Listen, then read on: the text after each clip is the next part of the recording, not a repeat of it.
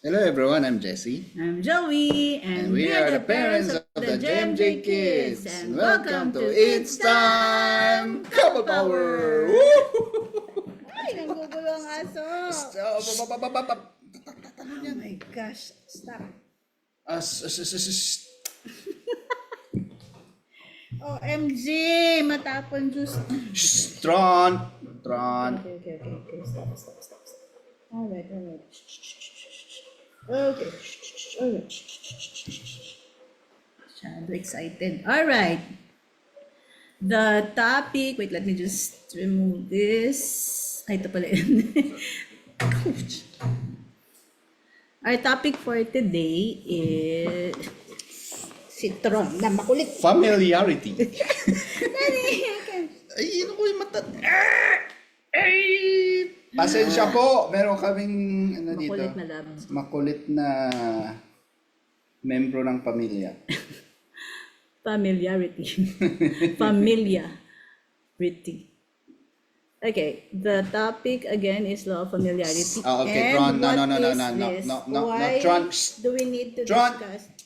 Sit. Ay, nasayang na oras namin! Ano ba? Okay, stay. Alright. Daddy, what is law of familiarity? Kasi sa couples, of course, there are times na, just because you've been together for so long a time, especially for isang years na tayo. We are 28 na. 27. Oh, this year. This This year, year, 28 na. Are you sure? 1998. 2026 na. Up! Tron. No. Tron. Down na talaga. Na-excite na naman kasi Down na siya. talaga. Alright. Down. Sit down. Kuya, call Tron nga. Kuya, get Sean, please. Oh my gosh, hindi tayo matatapos ito. Just call him. Okay. Yeah. Alright. Kasi nga, may times na parang sa mag-asawa, they get bored na rin, no? Especially kung, paano ba? Sobrang busy nila sa work, and then walang time to nurture the relationship.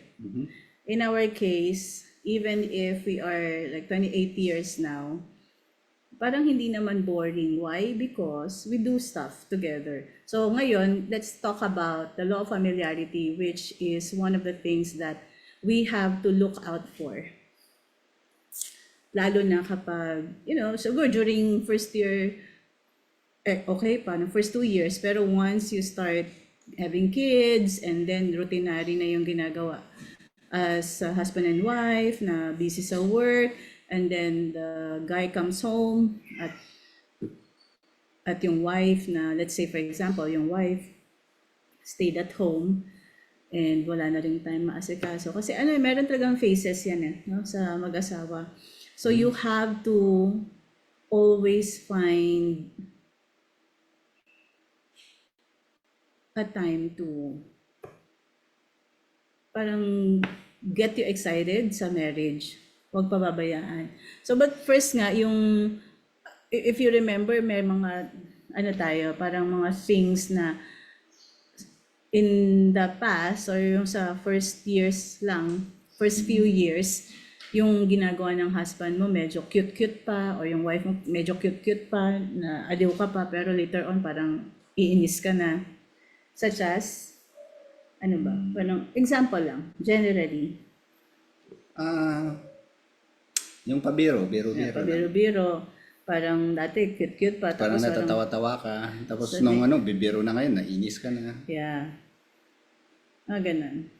Pero sa akin, parang yung yung kagwapuhan ko, parang cute ka na ngayon. Gwapo pa rin, pero nainis.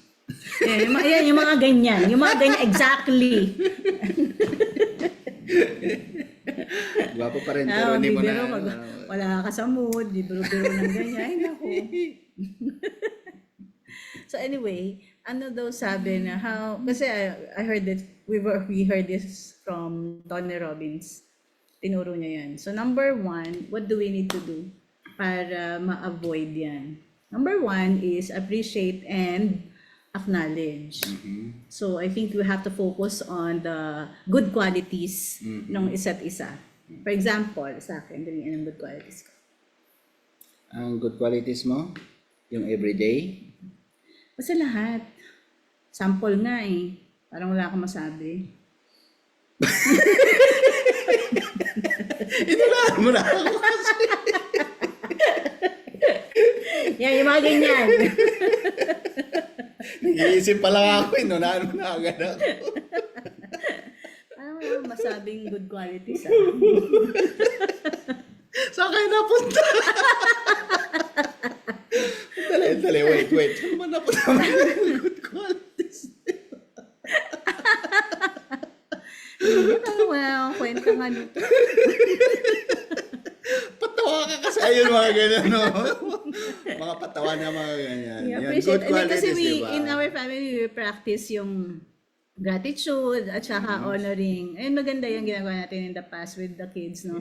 Hindi naman pass, kahit nga, kanina lang, mayroon tayong No, I mean gratitude. yung honoring. Yeah, gratitude yeah. always. Pero kasi yung honoring, di ba, yung part yan ng evening prayer natin na we honor each other. Honor Jack. Or like this, hindi lang yung special occasion. Pero nowadays, since hindi na kami lagi magkasama, so we don't do the honoring anymore. But we have to. Yeah. No?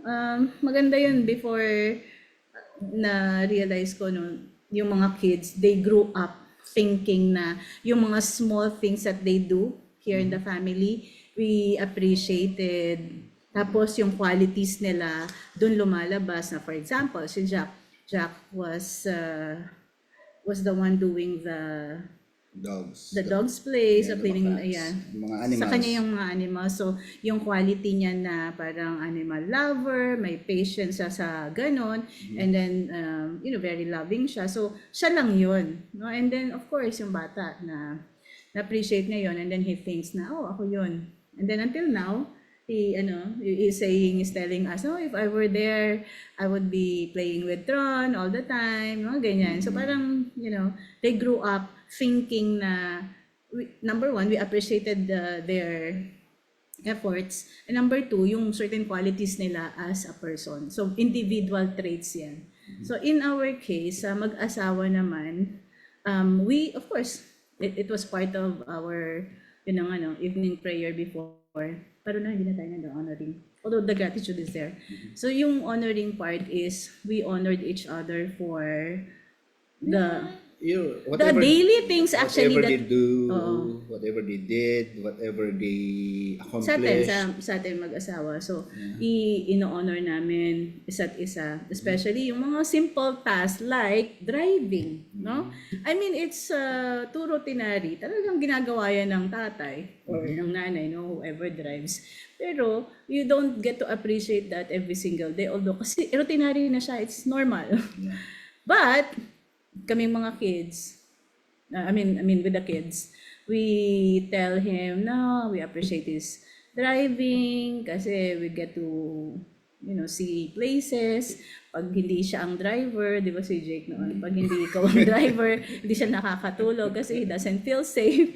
Pag siya, talagang safe na safe kami because he's a safe driver. When he drives for us, we feel safe talaga. So yung mga ganon. What else? Pag nagluluto, cooking, baking, di ba? Simple task like that. Yeah, pag nagluluto siya, kasi siya yung tagaluto dito. Nagluluto ka din naman eh. Pero alam mo yung parang special occasion lang talaga. Parang ito lang yan. Wag everyday kasi. Yun yan sa familiarity.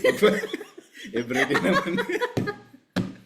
At least ako, niluluto ko kanin talaga familiar. Nagluto ng saing. Grabe. Hindi ka may sinaing ba? Okay. Ayos na, may sinaing. Basta may sinaing. Hindi mo sasabihin, nung nagsaing, grabe naman saing to. Diba? Pero siyempre, pag nagluto ka ng kare-kare. So yun yun, diba? guys. Yun yung reason why I don't cook every day. Kasi nga, I'm aware of the law of familiarity. If they get so familiar with my cooking, hindi na nila ma-appreciate. Kaya minsanan lang. Yeah, so sa mag-asawa, especially yung mga, I think kailangan talaga yan, umpisa pa lang. And pag nagkaroon ng kids, kasi again, yung phases of marriage, no? Yeah. Tayo kasi, based on our personal experience, so for the first before we got married, talagang very close kami. always together. Even after we got married na, talagang inseparable. Tsaka before nga tayo married, nagluto ka na, di ba? Nag-at tayo. Grabe. Ay, effort talaga. Grabe ka. Effort. Uy, baka isipin nila, hindi ako masarap magluto. Oh my gosh. Pag natikman nyo yung kare-kare ko, tsaka yung... Hindi, sa amoy pa lang, 1 kilometro na, ano mo na ako niluluto mo eh. Adobo. Hindi pala paksiw yung akala mo. Nagluluto ng paksiw. Tapos pagdating ko, nagluto ako ng adobo. Amoy paksiw pero adobo. Nadamihan ng suka. Mali kasi yung instruction. Ang ulam natin, paksiw. Hindi, adobo. Ayan, nawala na ako, Randy. Andun ka pa rin. I forgot na what I was gonna say. Familiarity. No, I mean, yeah. So, yung phases ng marriage natin, no? So, inseparable tayo. And then, when we had children, one after the other, as in talaga hagdan sila, no? Sunod-sunod sila. Wala na tayong time for us. As in, magkakaroon talaga ng gano'n na, and even if you want to, parang too much of an effort already to do it. Lalo na ako. Ikaw, kasi siya yung nag-work noon sa Canada. Tsaka, Full pag time. may anak na unpredictable na yung, Yeah. yung schedule mo eh. Right. And then ako, I stayed at home. Pero my gosh, yung hirap nung yung the entire day you're with the kids. And syempre maliliit, ikaw talaga nag-aalaga. So wala kaming kasama noon sa Canada. So it was really hard. So lost siyang talaga itsura mo, no? Unless of course mag-e-effort ka pa na talaga magbihis or ano. But he's very understanding naman. Siya rin naman, pagdating niya, pagod na rin. So meron talagang phase na you won't prioritize each other. Kasi iba na yung magiging priorities. Pero now, ito na yung time naman na, no? So, ayan yung baby sila, lumaki na, ganyan. Now naman, ito na yung young adults, yung mga kids namin. So, they're already teenager, hindi pala teenagers, young adults na. Isang no, isa na 90. lang, isa na lang Hindi, teenager 19 natin. pa lang si Jake. See? Jake, na teenager. na.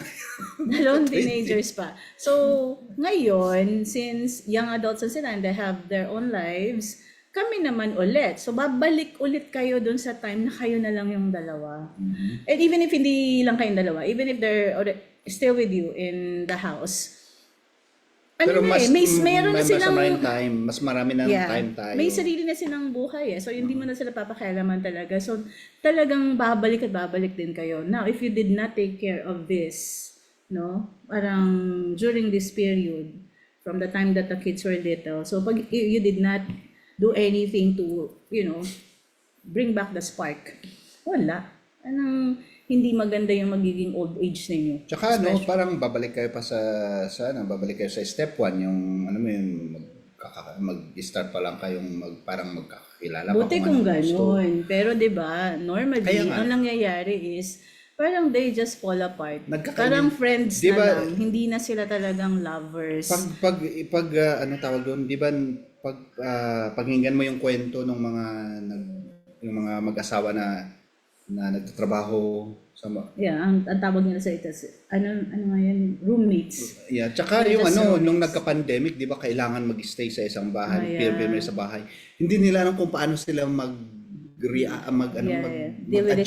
to deal with each other. Parang nagkakainisan sila lalo pa. Kasi nasanay ng hindi magkasama 24 hours. Yep. Which is negative na yun. Kasi eventually naman, parang sinabi mo, pag umalis na lumaki ng mga anak, kayo na babalik kayo ulit. So parang nung nagsisimula pa lang kayo na lang palagi. Yeah, so that's number 1, appreciate and acknowledge yung mga fine qualities of your partner. So sa kanya, even if driving is normal, natural, you still appreciate that now. Thank you for driving us. Ang galing mo compared to other drivers. Hindi mainitin ang ulo. Safe ang feeling namin. Yung mga ganun. What else? Acknowledge mo na ito yung mga traits that set him apart or set her apart sa iba, no? Kasi comparing ako talaga, I get to compare, no? Especially kapag meron ako mga naririnig dyan ng mga nagkukumpulan ng mga guys. And then they talk about, yung mga pa-macho-macho nila. if they think macho-macho yun for them, if I hear them na they're belittling women, or mga pasipo-sipo dyan, parang nakakaliit sila ng, ng tingin ko ay, you don't admire people or men like that. Ako, I don't. So, I tell it to him, no, na pag ganun, and I appreciate the fact na hindi siya ganun. Parang he just respects women and he doesn't have any vices, yung mga ganun. So, you get to tell each other na what you appreciate about the person. Ako ba? What you appreciate about me? Parang ako lang lagi nagsabi ng mga qualities. Parang ikaw lang talaga masabi. Hindi, kasi inaantay kong matapos ka. Ikaw matapos. Kasi sabi ng mga qualities ko. Kung babanat ako, yun ang gusto kong quality mo. Alam mo yun, continuous kami. Sabi ng mga qualities ko. Hindi mo talaga pinagbibigyan ng chance na magsabi naman. O di ba? Ayun, mapagbigay ako naman.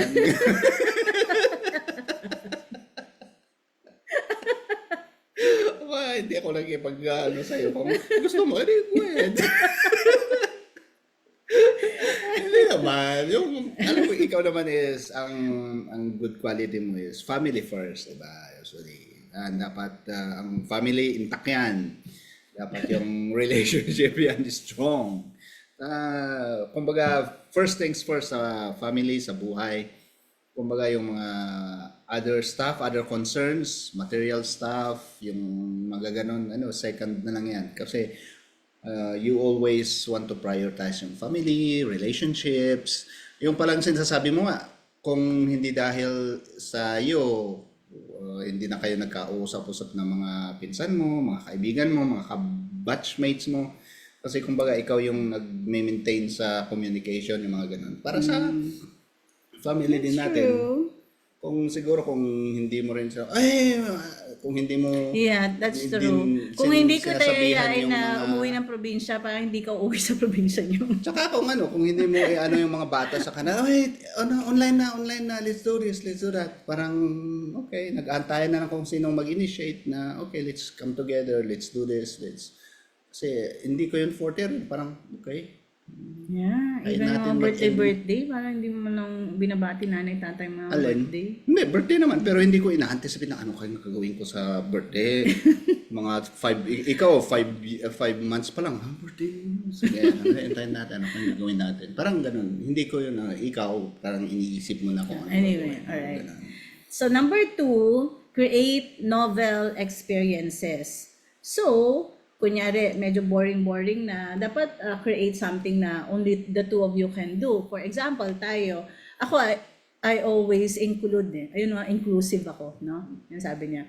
I always include, like, pag may nakakita ako dyan na seminar, for example, parang gusto ko lagi, either kasama ko siya or si JJ pag hindi siya pwede. So, dapat it's for the entire family. Kung merang representative for the family na matuturo namin, hindi man sa family, sa ibang tao rin, so sa team.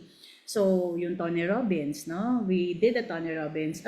First, yung Law of Attraction. I watched The Secret. I bought The Secret as a gift for you. Tapos, we watched it together. Pero ako yung talagang, nag-aral about it. Delve deeper into it. Pero, I included you. Laging ganon. So, pag may seminar akong nakita, isasama kita. So, laging, parang there's always something new. And then, ang maganda lang kasi sa atin is you always say yes, no? Kasi naman, it's for the family. Wala naman tayong ginawang parang lang. Except for like, kunyari gusto kong maglaro sa casino. Ayaw niya. Parang yun, I wanna try it. Parang ayaw niya sumama. So, sumama ko sa iba, mga friends. Yun. Pero, normally tayo, meron talaga yung ginagawa na that would parang different from the normal things that you do as husband and wife. Like ngayon, sabi ko, I wanna learn something, like another language. Sabi ko, tara, enroll tayo. Parang ganon siya. Of course, hindi pa namin nagagawa. Kasi busy nga. Pero ganon.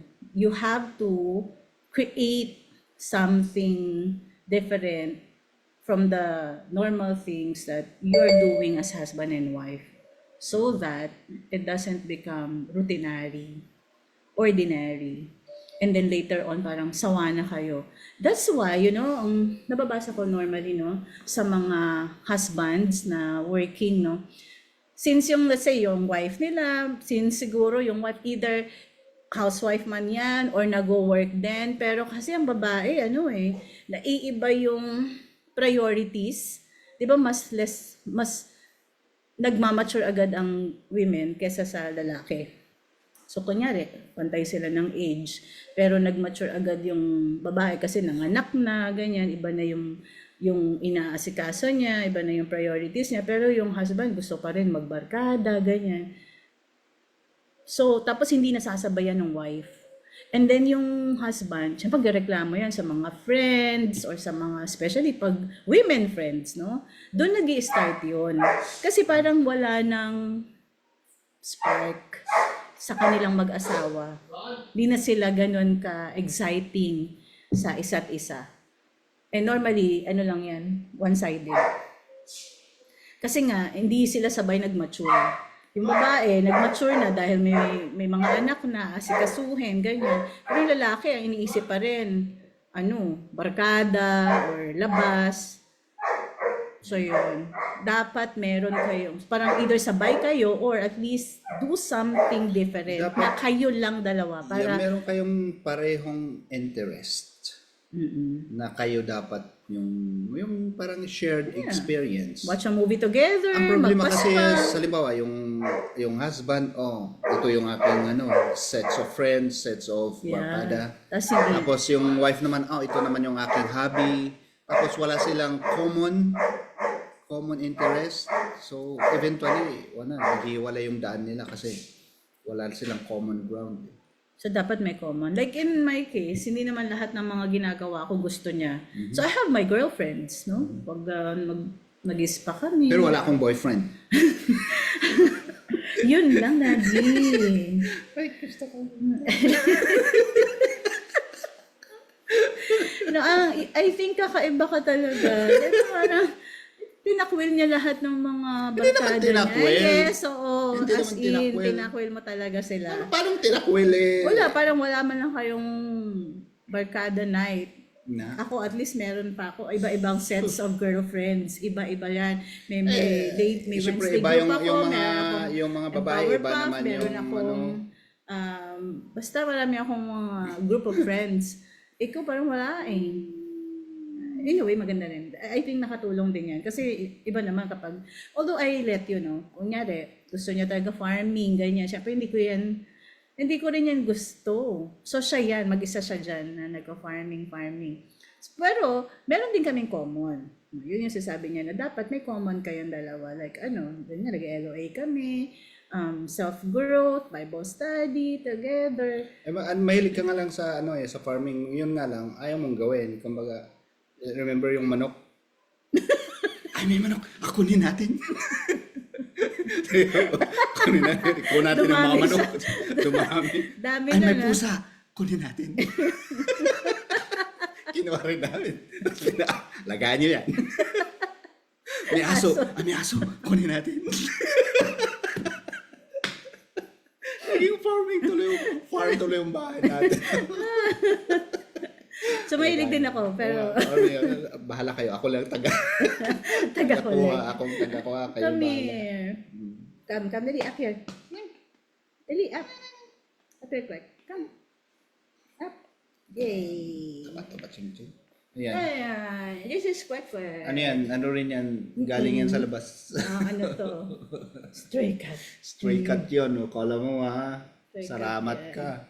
Pero ngayon, look, dati parang tondo to. Ngayon yan, malaking tondo. Tondo yan. walang ano yan. Siga yan. Salamat ka at napasok ka sa garahe. Kung hindi, wala.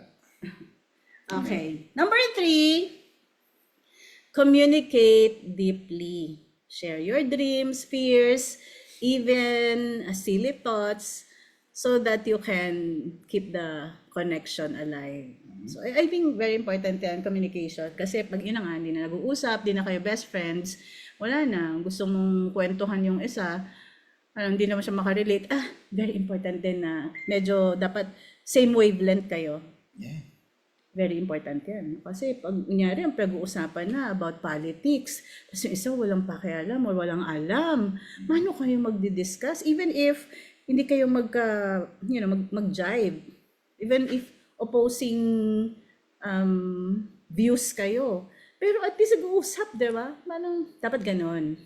Ang maganda lang sa amin, we have the same degrees, no? Dalawa law graduate din. So pag anything talaga na pag-uusapan namin, although minsan meron din akong mga hindi alam. Lalo na yung mga geography na yan. Tsaka meron tayong opinion But, on certain matters. Yeah. Diba, sa politics, may opinion tayo. Yeah. Meron tayong, diba, sa religion, meron tayong... ang maganda lang is, let's say for example, ako wala masyadong alam sa geography and then he explains it, natututo ako. So meron talagang dapat gano'n na hindi naman necessarily na alam yung dalawa pareho, but interested ka, no, sa sinasabi niya. And parang because of that, ay may isip mo na, talino talaga nitong napangasawa ko. Parang gano'n. Hindi ka basta gano'n. Very important yung communication ninyo. At saka dapat yung level of thinking, no, medyo ayos. Kasi hirap pag di kayo nagja-jive. I mean, it's not about opposing views eh. Yung talagang minsan walang, kunyari, you're talking about sports, tapos yung ito talagang ayaw ko yan. Ako naman, I don't like yung mga sports talaga, but I don't mind if they are the ones, kung sila JJ, they talk about it. Yung husband and wife, yung isang spouse, magaling makipag-usap sa ibang mga tao, pero sa asawa niya, hindi naman makapag-usap. Parang gano'n. So, parang yung communication is with other people, pero sa spouse niya, hindi naman. May mali. Dapat kayong mag-asawa, best friends talaga. You know, when I say best friends, hindi naman necessarily na lagi kayong bati-bati-bati. No, best friends meaning, if there's something exciting going on in your life, or something bad, bad experience, the first one you want to tell it to is your spouse. Para bang hindi best friend, hindi ibang tao, kundi yung asawa mo na, 'di ba? Dahil kasi nga kayo yung best friends eh. Yung walang iba, kundi siya, agad may isip mo na, kukwento ko, eto sa kanya. Kami dalawa, chismosa, sa isa't isa. No? Say for example, sa work, meron, nalaman, ganyan, and it's juicy, ganyan. I don't tell it to other people. I tell it to him. Tapos kami na rin yung chichismisan pareho. Siya rin naman, pag nasa labas siya, tapos nilapitan siya ng mga kapitbahay namin, kwento niya yan sa akin. So kami dalawa nagchichismisan. So although mas marami siyang chismisan na sasagap, kasi nilalapitan siya. Tatawa lang ako pag nakatayo ako sa labas, may lalapit sa akin, alam mo ang bahay na yan. Hindi ko alam. So, ganito yan. Nalalaman ko tuloy yung mga kapitbahay na, mga buhay ng kapitbahay na. Kasi may nagkukwento sa akin malay ko ba?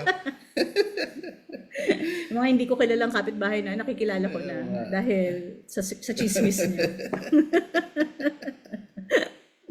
Bias na tuloy ako pag nakita ko, ganun pala yun. Chinismis na niya sa akin. Alright. Next, physical affection. Yan. Hindi dapat ito mawawala.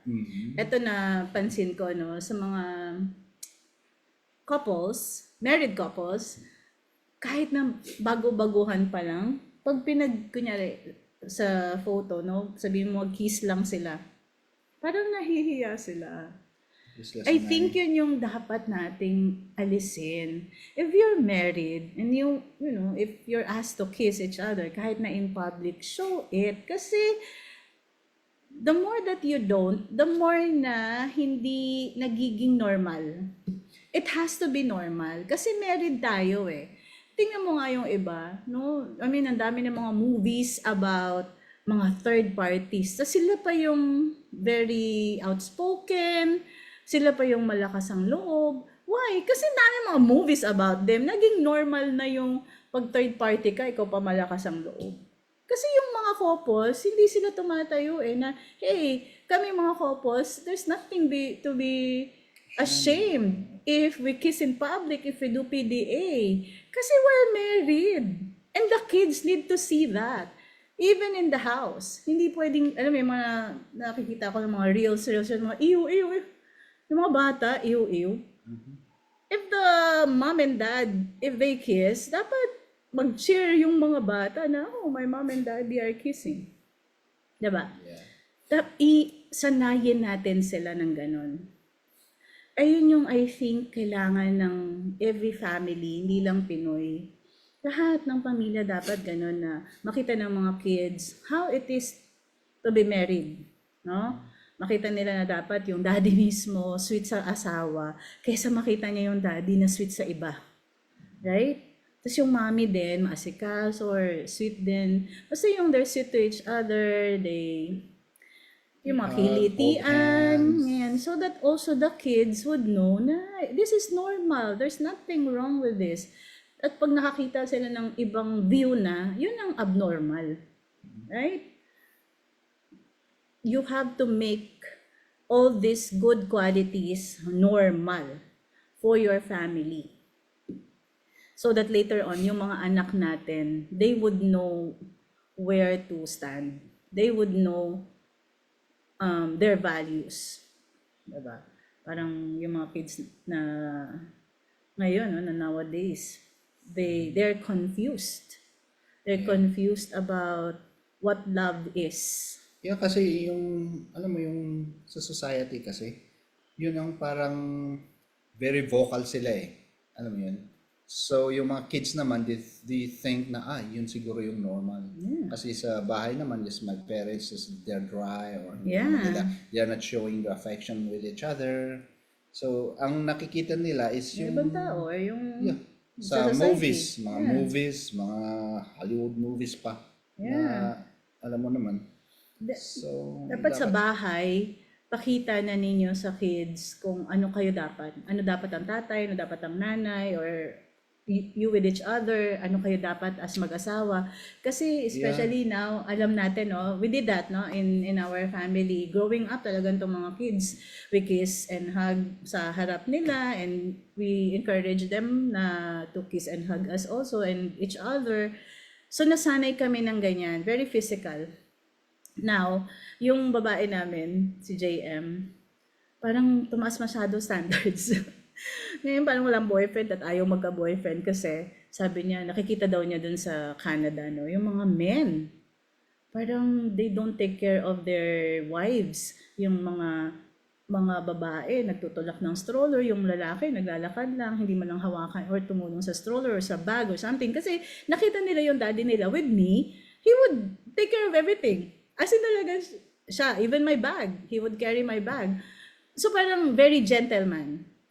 Tapos napapansin niya, in the world, no? Eto na, nandun na sila sa Canada and nasabi niya sa amin na, oh my gosh, parang walang kapantay. Yun ang maganda, di ba? Now, you feel proud na your children look up to you and they have set you as their standard. Yun ang maganda, na pag lumaki na yung mga kids ninyo, I want to find someone like my dad. I want to find someone like my mom. Yun, I think yun yung biggest pride natin. If yung mga anak natin mismo, tayo yung idols at hindi ibang tao. And then they don't get confused na if this person doesn't treat me like how my dad has treated my mom, yung parang yun yung standard nila. Yun ang maganda. So you have to make it normal na yung mga lovely qualities, yung PDA, yung mga values, make it normal dun pa lang sa household. And sa inyong dalawa na rin. So I think that's what separates us from the others na parang umabot ng ilang years and yet parang dry. Yes, they're still together kasi hindi naman sila maghihiwalay, no? But iba yung together and it's still like the first time. Sa amin naman hindi man palaging ganun, pero nandun yun, no? And we're not as young naman. We're already in our 50s and already almost 30 years married. And yet, we have preserved yung from the very start kung ano yung kami noon.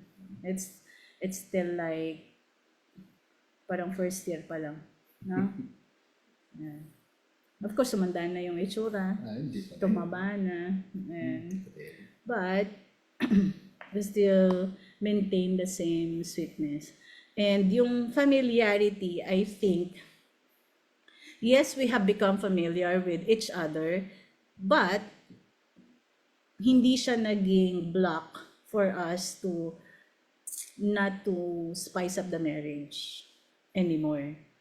Kasi meron pa rin, parang you still learn new things about each other every day. And since we are growing, since we are like continuously improving ourselves, nag-iiba talaga, no? Meron na rin mga changes, no? Pero positive changes. Kasi hindi mo na rin masabi na, if I used to be, alam mo yung talagang palaaway ako before, ngayon hindi naman na masyado. Konti Kunti na. na lang. Paway pa rin, pero kunti na lang. Hindi na inaaraw-araw. Konti na lang. Medyo may gap na ngayon ng mga ilang araw. Sabihin naman nila, ay, maalaway ako talaga. Huh? Kumaway. Ano yung mga kaibigan niya? Oh my, gabi naman yung si Jel. Batch mo? Parang naalala lang daw niya yung... Hindi mo nakakalimutan. Oh, ako nakalimutan ko na yun, pero naalala daw niya na meron ako inaway. I forgot na that. Siyempre sa dami na... Kadami. Siyempre, mo na alam yung specifics. Ma-remember ko pa ba sila? Ang dami nila. Hindi mo alam yung specifics, yung mga ano lang, basta alam mo. Alright. Gera. So what they're saying is the law of familiarity is natural. It happens to every couple. But love isn't just a feeling. It's a practice. So we have to, number one, appreciate each other. Number two, ano ba yung number two natin? Create new experiences. Number three, deepen your communication. So parang best friends. And of course, yung physical affection. Hopefully, may natutunan kayo. At saka nakakatawa lang namin. Yan. So, thank you for watching. Please join us again on another episode of It's Time Couple Power! Bye-bye ka na. Bye-bye! This is Quack Quack! Bye! Oops. Nakakalimutin ako.